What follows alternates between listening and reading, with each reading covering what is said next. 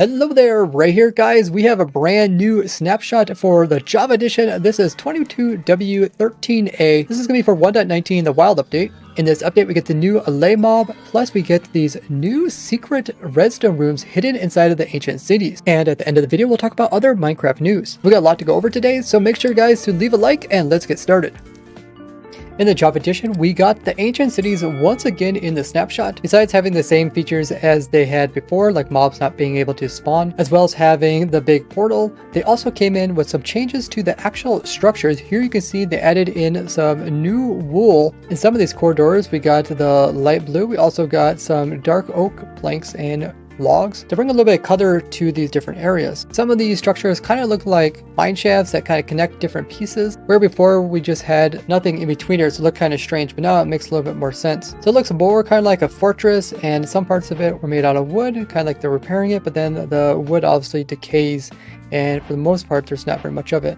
Now, besides new blocks, they also tweaked the actual structures. Like we got this cool structure right here, which kind of sits all by itself, but there's loot inside of here, and you can see they went ahead and also tweaked the type of loot that's inside, so there is a lot more variety. And with this one, we can go up these stairs and go to the top part here.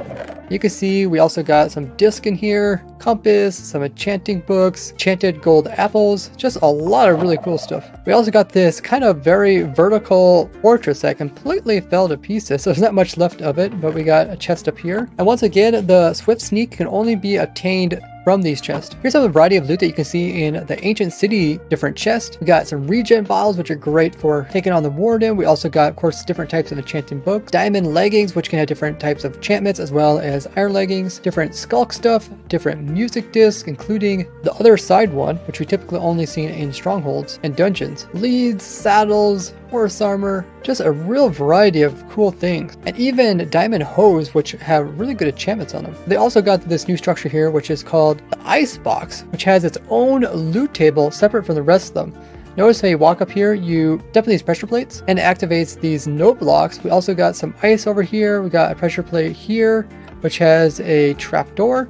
And if you go down inside, you can see that there is a bunch of ice with a chest here with some different loot. Now, there isn't really any secret redstone going on. There is a lever here, which is constantly keeping this trap door open. So I guess this could be a nice place to kind of run and hide from the warden. So here you can see some of the loot that you can get from the icebox chest, including different types of suspicious food. Also a good food source to take on the warden, snowballs to distract the warden, blocks to stack with. So kind of like a panic room. Now with the big portal, they did change underneath of it. If we look underneath of here, there is a bunch of redstone, and each of these redstone are kind of in their own little room. So in this room here, we can see we got some basic redstone components teaching people how redstone works. Like it goes through this solid block but doesn't go through this transparent glass block. This is something I've always requested, is that they kind of add in the game teaching players how to use the basics of redstone. Let's go out of this room and let's go into a different room. We got a room over here, and this one is showing how a lectern, if you put a book in it, can activate this redstone. And on the opposite side, we got a target block teaching people if they hit the target block, it'll power this redstone and will activate this redstone lamp. In this room over here, there's quite a bit of redstone, teaching people about different types of gates you can produce in the game, like the OR gate or the AND gate. We got a skulk sensor over here. To activate the skulk sensor, it's going to produce a redstone power. I'll just go ahead and turn it on with this lever so we can see what's happening. So when powered, it sends a pulse through, which goes through each of these two circuits, and then this circuit eventually goes over to here, and then this way, and this one does as well, and it both goes over here. And all this actually goes to a redstone door that will let you inside of this area if you don't decide to break in. And this door is positioned right underneath of the big portal. You can see it right here. These were blocked off. And when we activated, these pistons pulled and opened this door up. It's a very complicated redstone circuit to do something very simple, but they're just trying to teach players different ways to use redstone. Between the delays and the extending of pulses and the memory circuits, there's a lot to redstone. So I'm really excited to see them add this into here. Now there is some rooms that don't really have anything in them, like this room here is pretty much empty currently, and so is this one here. So the real question is, does this redstone stuff that's going on underneath have any association to do with the redstone lamp poles that are out here or anything to do with lighting this portal. But what do you guys think? Do you think this will have some part to do with it? Now I did notice that there is a hole in here which takes you directly down inside. So maybe they purposely left this hole in so players can find that bottom piece without tearing their way into it.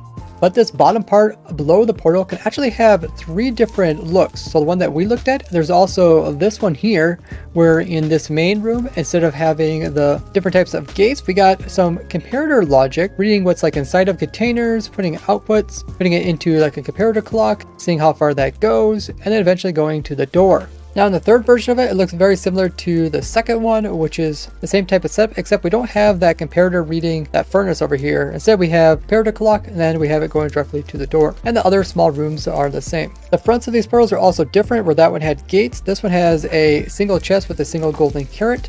Maybe it has to do something with how to light this portal. And this one is kind of barren, doesn't have anything special up front. Soul Sand flames are very obvious, and they're nice and flat and straight, unlike before where they were kind of like a divot. So they did change this bottom portion of the whole portal area, but they kept the ears loopy. Now you're no longer able to actually push the reinforced deep slate. So it's really starting to look like a portal, similar to like the end portal frames. And once again, we can actually look at the exact names which are given to these different structures. We see words like barricades, camp, chambers, there's an icebox, large pillars and runes, there's a sauna, a small portal statue, but for the most part they have very basic names. We go ahead and kill a cow near one of these catalysts. We get this brand new advancement, and this is called It Spreads, killing a mob near a skull catalyst. It's under advancements, and it is considered a pretty high tier as it has the purple text. Now they also changed the Skulk Shriekers, so the ones that spawn in the deep dark biome will have the ability to summon in wardens. So you can see one of the guys is summoned right there, but the Shriekers placed by a player cannot actually summon in the warden. So you can't like take this to your base and get a bunch of wardens to be summoned in, which is a little bit sad for people who want to make kind of like a cool base that's being protected by wardens. They also changed some game events so that they're more consistent, so all of these got changed to that. And they also switched over all the different weird like button presses and switching and that kind of thing that the Skulk sensor did. Now they're just going to use the terms of block activated as well as block deactivated. They also did this to a bunch of miscellaneous different events, which now use general terms that can be applied to most things. Let me know if you have any questions about the warden or the ancient cities. Now before, in order to craft something like a chest minecart, you had to make sure that the chest was above the minecart in the crafting grid. But now they change it so that they are shapeless, so it doesn't matter where you put it, it will produce that item, just like how the chest boats work. Now something that I requested to do with the chest boats is when they are destroyed, they drop as a single item. That is really useful, but now they also apply that to the minecart. Every type of combination of these guys, when broken down in survival, will produce a single item that can be easily placed back down using something like a dispenser. So now we can have full automation. It seems like the command one doesn't actually drop the item, so that's probably a bug. Guys, we finally got the Allay for the Java edition, which is amazing, and they make some really interesting noises. It sounds kind of like Mystic Chime. These guys have all the features that we talked about before, like giving them some items in their hands and then their ability to find those items around the area and then bring them to you and drop them off. They also can be connected to different note blocks for 30 seconds and then we'll take all their items to that area. Now, I've already designed some Allay sorters for the Bedrock edition, so we'll have to see if those will work the same way here in the Java edition. They can't tell the difference between different enchantment books or what's inside of Shulker box. When you give them an item, they make kind of a high-pitched noise, and they can't tell if the item has enchantments on it or not. And they can't tell the difference between different types of tipped arrows, but they're still going to be really good at sorting out the majority of different types of unstackables. While the Allays are really good at following you. Look at these guys, they're way off in the distance. They're still coming towards me, even though I'm in spectator mode. And as far as I could tell, the Allay aren't really that scared of the red sheep.